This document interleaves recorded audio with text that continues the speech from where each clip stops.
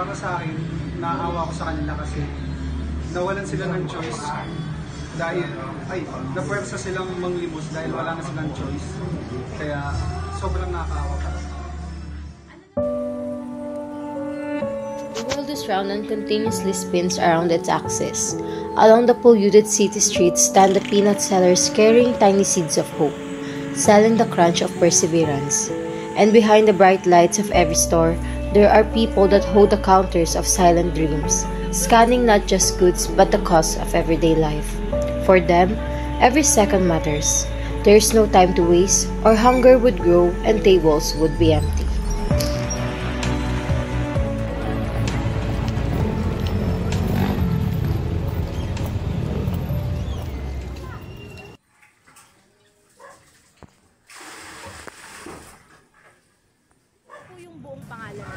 Ang pangalan ko, Alberto Mendoza Jr.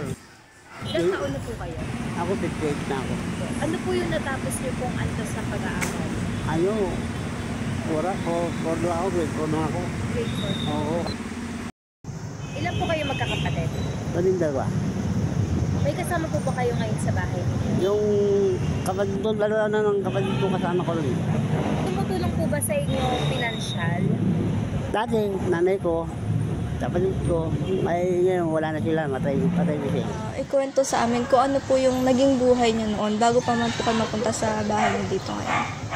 Ang buhay ko noon, dati ako gumagawa ng mga silang gamit, silang electric fan, silang washing machine, silang payong, at nangyayroon ako ng mga sapatos.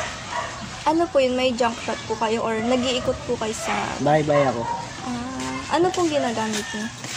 Yun yung gamit ako, mga panahi. Kahit ngayon, mayroon pa rin akong gamit ng panahi kasi nandun sa bahay. Kasi ginagawit yung sapatos. Tapos yung may kapagawa sa akin ng electric fan, ginagawa ko. Every day, as the world moves forward, Tatay Albert sits by the corner, watching, waiting, and hoping. At 51, the streets have become his second home and begging was his only way to survive. It's not easy to beg. For Tatay Albert, every coin he receives is not just money. It's food, water, and strength to face another day.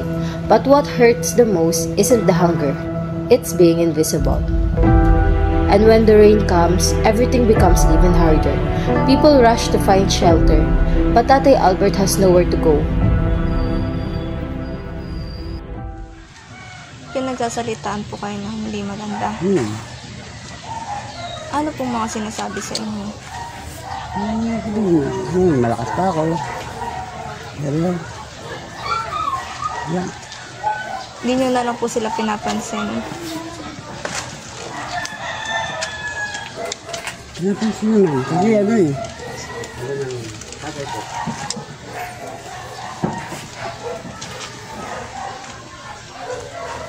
Mahirap kasi yung ano ba yung pakalama ng tao. Wala naman silang ginagawa, di ba? Wala ka naman ginagawa. Sabihan ka ng malakas ka pa. At normal ka pa. Hindi naman nakikita sa tao. Hindi naman kailangan tingnan nila ang taong normal ka pa o malakas ka pa eh.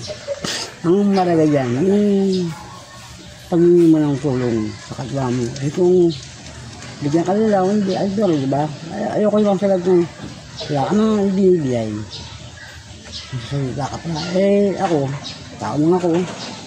Kahit na isa akong naglilingkod sa Panginoon, hindi ko kayang magpakubla.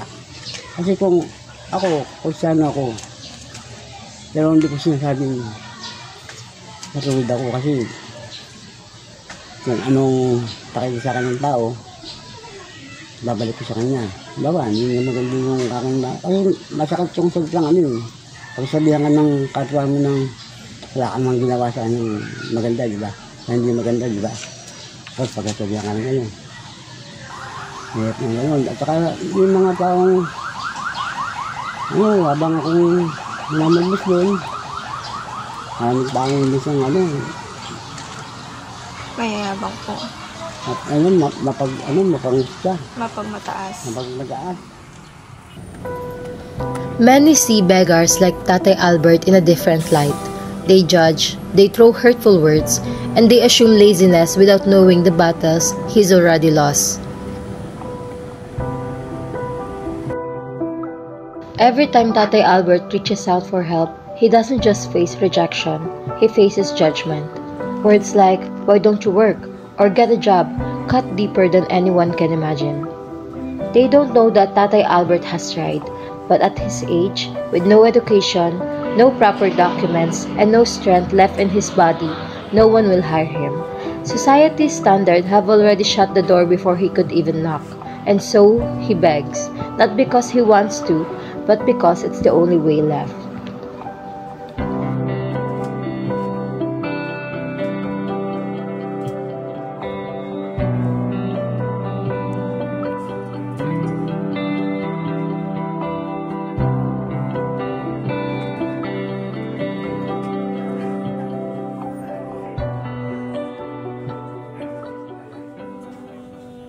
Panahon ng hindi pa lockdown, na ano na ako dyan, na pinuntahan ako nung kaibigan kong kababata ako. Kasi hindi naman ako tiga rito talaga eh. Lakay ko rin sa Balit-Balit sa Maynila ako talaga nakatira. At doon sa inaado ng concert, tumagal din ako ng 6 na taon.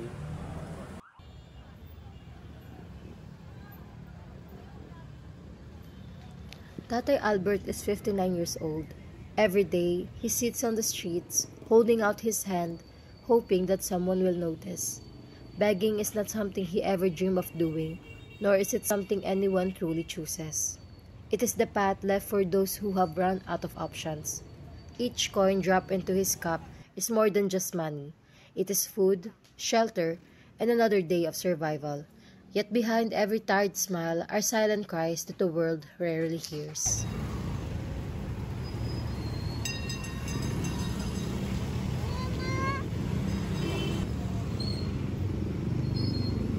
Many see beggars like Tatay Albert in a different light. They judge, they throw hurtful words, and they assume laziness without knowing the battles he's already lost. He once tried to work, but his age, lack of education, and society's strict standards closed every door on him before he could even knock. Those words and stares often hurt more than the hunger itself. But in the middle of all the pain, there are still people who choose kindness. Those who spare a few coins, give food, or simply meet his eyes and acknowledge that he exists.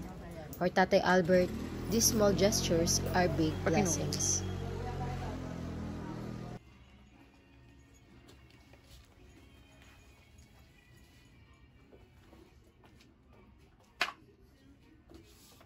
He dreams of a day when he will no longer have to beg, when life will be kinder to him.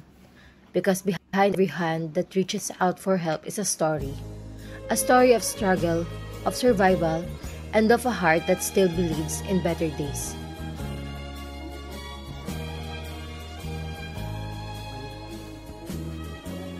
Through it all, what keeps him going is his faith.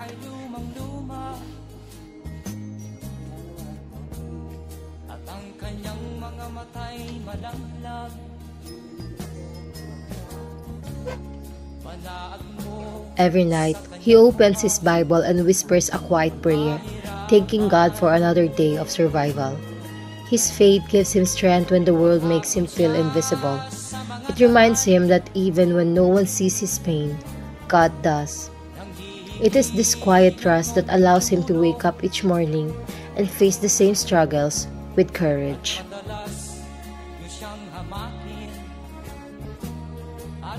Na may Diyos naman po kayong sinusunod, may mga utos po kayo sinusunod niya. Hindi po ba na-question na bakit parang hindi po kayo nabibiyayaan na makaalis po sa ganito pamumuhay? Hindi yun naman po na-question.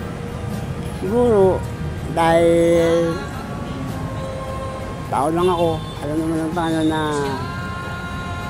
may kakulangan ako maglilingkod. Kasi kailangan pag ikaw maglilingkod sa Panginoon, kailangan dapat sa